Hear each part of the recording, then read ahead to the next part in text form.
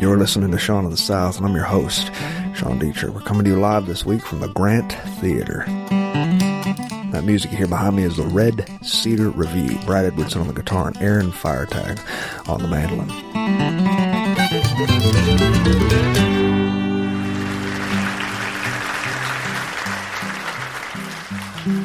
I'm parked near the bay, the Choctawhatchee Bay, eating salted peanuts, watching a hound dog take a swim. I shouldn't be here. I'm an adult. I have a busy schedule to maintain. I have errands, a grocery list, and I got a dentist appointment this afternoon. But I also have a coonhound who likes water. So I called the dentist to cancel. Cancel, the lady said on the phone. Is everything okay? Yes, ma'am, I said. It's just that my dog wanted to go swimming. There was no answer. Yeah, I know, I'm batty. I really am.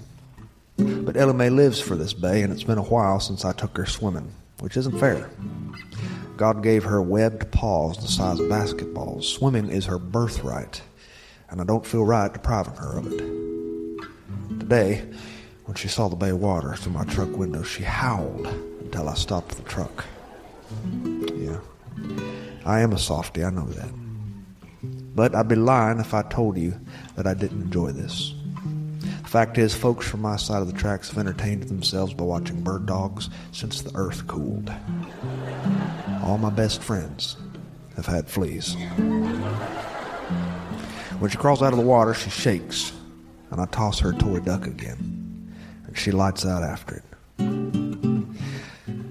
I like wet dogs. I like them so much I keep beach towels in my truck for such occasions. I also keep treats in my truck and leashes. We're joined at the hip, me and my dog.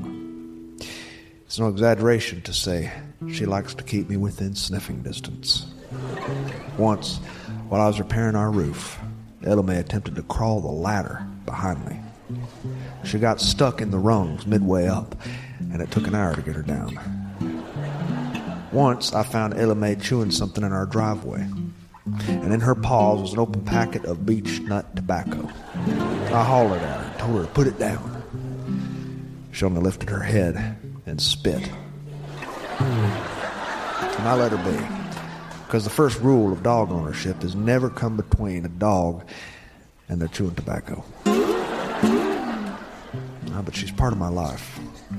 In the evenings when I pull in our driveway to see a flop-eared silhouette at our window, I feel good. And when she lets out this low-pitched howl that originates in her belly, I believe she feels good too. Anyway, I don't know why I'm telling you about this animal. Maybe it's because I don't have any wallet-sized photos of kids who look back at me. There are no Little League uniforms in my dryer, and I have nobody to teach to hold a fishing rod. There are no grade cards on my refrigerator, and there is no reason to wake up early on Christmas morning. The guest bedroom my wife and I once promised we'd paint pink or blue is used for storage. And so it's Ella Mae. Ella Mae.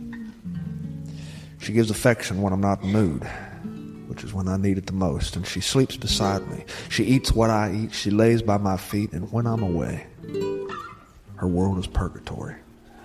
And when I'm home, there's reason to howl, to bark, to turn in circles and get excited. Dentists and errands can wait. I'm playing fetch with my daughter.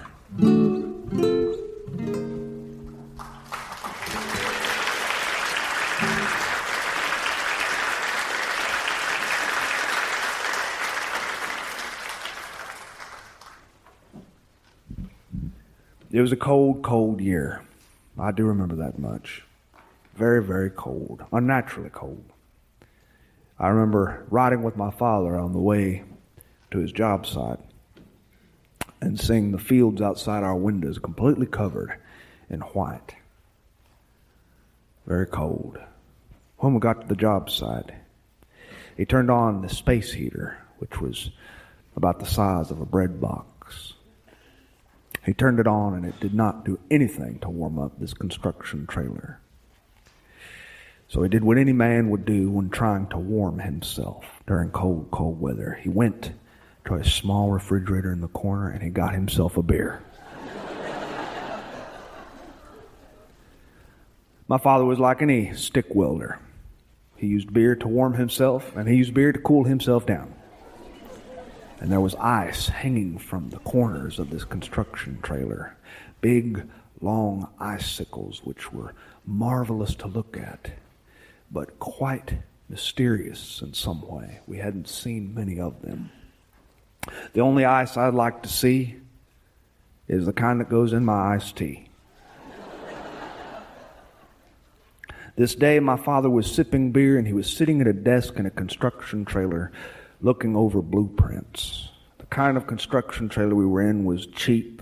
It had wood paneling on the walls and fluorescent lights. It had linoleum floors. And my father had a ham sandwich in his hand. While he was looking at these blueprints, the ham sandwich was dripping with mustard. My family harkens from German descent. My father used mustard on everything from ham sandwiches to loose door hinges. He loved the taste of mustard, and there was so much mustard on this particular sandwich that the pieces of bread were slipping and sliding around on the ham. I also remember that I was sitting at a desk behind him, watching a small portable television set, which my father had brought with me. Since it was the weekend, he took me to work with him, and this portable television was his answer to a babysitter. I sat at this desk while he worked, and I watched Andy Griffith. I can remember the exact episode that I saw, and I've seen this particular episode at least 100 times.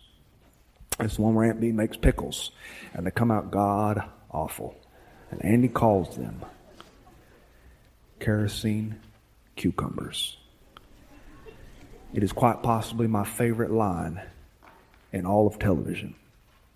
Kerosene cucumbers. When I was 16 years old, I was part of a country western band. Not a single one of us had any business playing music. We were just about as bad as kerosene cucumbers. When they charged me with the task of naming the band, I named us the Kerosene Cucumbers. The band lasted exactly 4 weeks when the lead singer ran off with the bass player's girlfriend. And I was left with a big cardboard box of mail-ordered cowboy hats, bolo ties, and red Western t-shirts which were embroidered with the words on back on a satiny surface, kerosene cucumbers. I took that cardboard box to the thrift store, to the Goodwill. And it was months later, on Easter Sunday, at the Baptist church, when I saw an older couple with white hair seated a few rows ahead of me, and they had these red satiny shirts on.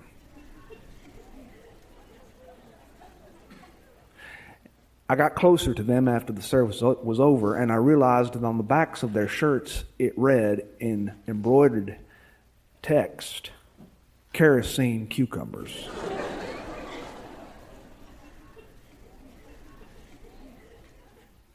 And I approached the old man, I shook his hand, I wished him a happy Easter the way Baptists do. He's risen. And he replied, he is risen indeed. Because that's the only way to reply. And I asked him exactly what did kerosene cucumbers mean. And he said, oh, this is a high-end brand of clothing that we picked up when we were out in Texas last year.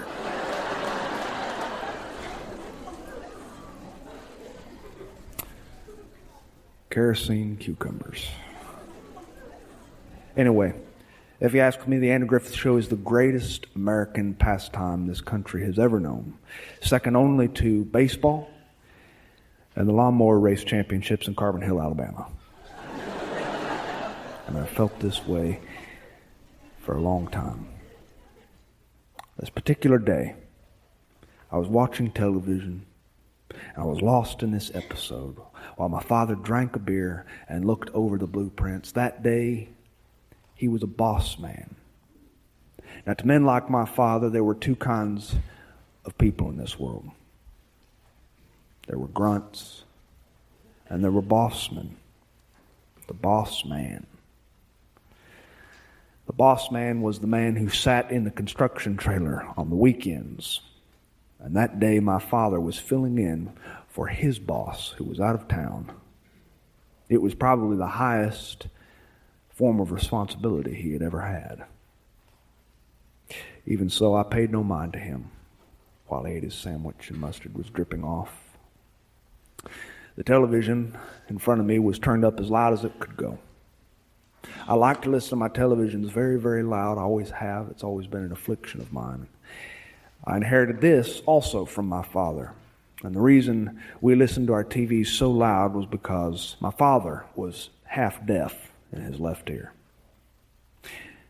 A series of ear infections had left him with hardly any hearing in that ear. And I myself am partially deaf in my right ear for the same reason. A series of ear infections during my childhood left me with some hearing trouble. Some boys inherit cleft chins, athletic prowess, or charming senses of humor. I inherited chubbiness, big feet, and moderate deafness. My ear infections are only a hazy memory now. All I can remember is pressing silly putty into my ears before I took baths, or laying awake at night and listening to my ears ring like a choir of crickets. I kept turning the volume up on this small television until it sounded like the speaker was going to tear. My father looked at me and he said, "Do you mind turning that down? I'm trying to work." He was taking his job seriously that day. It's not every day a grunt stick welder gets the opportunity to play boss man for the day. I turned it down a little bit, but I could hardly hear it. My mother first realized I was hard of hearing when I was a toddler. We were on our way to church, and I was out in the backyard making my specialty, organic mud pies. She yelled my name and told me to get ready, and I didn't turn when she called me. I was too busy assessing my culinary creation for texture. She came into the yard, she grabbed me by the shoulders, and she says she shouted my name, and I only blinked at her and offered her a slice of pie. They put tubes in my ears. I don't remember much about that period of my life, except the vague memory of bloody pillows. I do remember, though, a hazy, hazy memory of a white-headed doctor in horn-rimmed glasses who said, "Do you like orange bubblegum, old-timer?" just before he gassed me with orange-flavored laughing gas. And all I can remember after that is that my right ear has been ringing ever since, and I don't like orange-flavored anything. Life lesson number 1, never trust a doctor in horn-rimmed glasses. Still, I wasn't as deaf as my father was. Compared to him, I'm a German short-haired pointer. Daddy was so deaf that he had to lean close to people when they talked at church. After they'd say something to him, he'd lean in real close and he'd say one of two things. He'd either say, "Sir," punctuated with a question mark at the end, or he'd say, "How's that?" My father was intent looking over those blueprints. This was his shot. And his little boy was behind him listening to a television that was loud enough to break the sound barrier. The Andy Griffith credits rolled, and I have seen every Andy Griffith show ever made, and I could almost close my eyes and roll through those credits. Directed by Bob Sweeney, written by Dave Adler, produced by Aaron Rubin, music by Earl Hagen. But it was the whistling on the TV speaker that was so loud that my father sat up straight and he said, "Could you turn that damn thing down?" Well, I could tell he was taking this opportunity to be boss man for the day seriously. And he leaned in close to me. He said, "I'm sorry, I don't mean to be grumpy, but I don't want anyone outside the trailer to hear that noise from the TV. I don't want to get in trouble with my boss man." My father and his boss man didn't really get along. It was something I knew very, very well. My father talked about this boss man of his every night at the dinner table. He was a hateful little man with graying temples who was about 1.5 feet shorter than my tall, lanky father. And he treated my father terribly. And almost every supper time, when my mother would set the plates of food down on the table, my father would begin his conversations by saying, "Do you know what that sumbitch did today?" It was always something new. Before my father was able to finish instructing me to turn that television down, his true nature came out. And he did what all American men do when confronted with black and white glowing images of the Andy Griffith television show. He took a sip of his beer, he propped his feet up on that desk, and he watched Barney and Andy save the day. Nobody can resist an Andy Griffith episode. I have met people who claim they do not like this television show. But upon watching 2 or 3 episodes, preferably the episode where kerosene cucumbers are mentioned, they are converted instantly, and they will go on for the rest of their days wearing an Andy Griffith t-shirt beneath every piece of clothing they wear. And so my father and I became father and son instead of boss man. And boy, and we watched Andy Griffith, and my father cracked open a beer and he let a load off, which was quite unusual to see a workaholic like my father do. My father took jobs wherever and whenever duty called. To give you an idea of what that means, in 5 years we had lived in 7 different places. Of course, the idea was that one day he would be promoted. Someone would see how hard he worked and make him into the man who didn't punch clocks and bundle up during the ice-cold weather to work outside, dangling from iron skeletons that were soon to become commercial buildings and skyscrapers. But one day he would be a boss man, God willing. He would sit inside a trailer pushing a pencil, eating prime rib and trimming his toenails whenever he felt like it. My father was watching this television with me. We were laughing at all the jokes that go on between Barney and Andy. And my father grinned at me and said, "Turn it up." And while he sipped his beer, there was a knock on our trailer door. And I'm ashamed to tell you that neither my father nor I even heard it. No, we only saw a square of daylight peek through the open door. And there was a shadowy shape in the center of this obelisk of light which projected on the linoleum floor. It was my father's boss man. He stood with his arms crossed, looking straight at my father, who was leaned back, watching a portable television of black and white with the sound cranked up high enough to affect the climate. And the man's look toward my father was hideous. My father nearly fell out of his chair when he saw the man standing there. And then he hung his head and he took his licking. And his licking was a stream of obscenities coming from that small man. That man was criticizing him for wasting company time and for bringing his child to work, and a television, the nerve. The man shouted at my father, and I had never seen anyone shout at my father before. And the man walked forward to my father while he was shouting, and he placed his hands in the center of Daddy's chest, and he pressed just hard enough to make my father stumble backward. It was a push. He pushed my father. And Daddy didn't do anything but take a few steps backward. He didn't move. He didn't clench his fists. And my father was the kind of man who would have, and probably should have, clocked that little guy. My father was not yellow. He was the kind of man who taught me how to swing my fists against a round hay bale in a pasture. And he'd say things like, "Keep your thumb inside your fingers. You don't want to break your thumb while you're cleaning some fella's clock."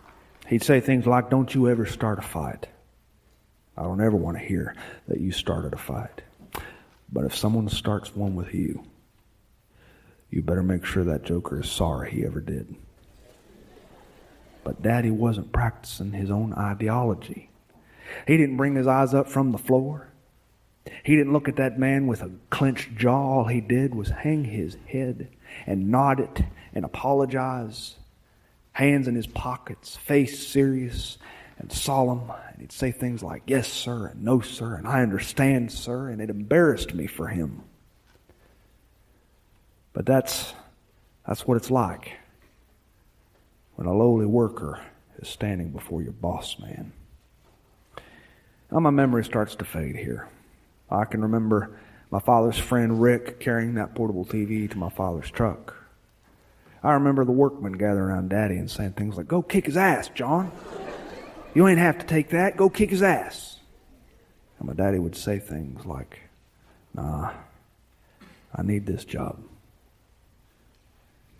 We rode home in silence, and he draped his arm out the window, and we drove the endless series of gravel roads and dirt paths which led home in the setting sun. And I don't know what he was thinking about. Well, the truck pulled into our driveway, and he turned it off, and we sat for a while with nothing but the crickets of our own deaf ears to serenade us. I saw his mouth move, but I couldn't hear him. He was talking too quiet, and it's almost impossible for me to make out what somebody's saying when they're talking quiet. But I remember that his face looked older than a man his age. He wasn't yet 40. He was only a few years away from dying, even though we didn't know that at the time. He was a young man. He was in his prime, but he looked 100. Misery can age a man a lot faster than cigarette smoke. And while he spoke, those lips were moving and forming words which I did not understand, and I said, "Sir," just like he would have done. And his face broke, and he smiled a little bit.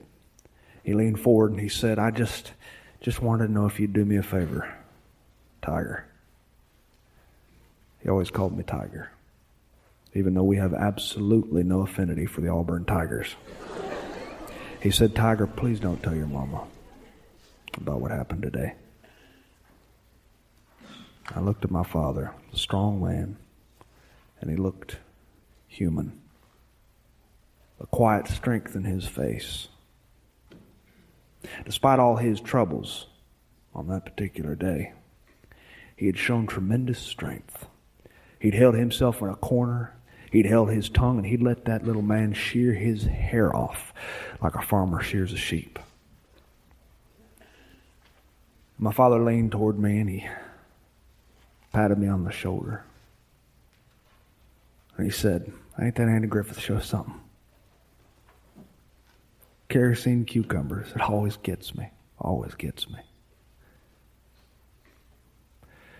Kerosene cucumbers. It would be a great name for a country western band that sucks.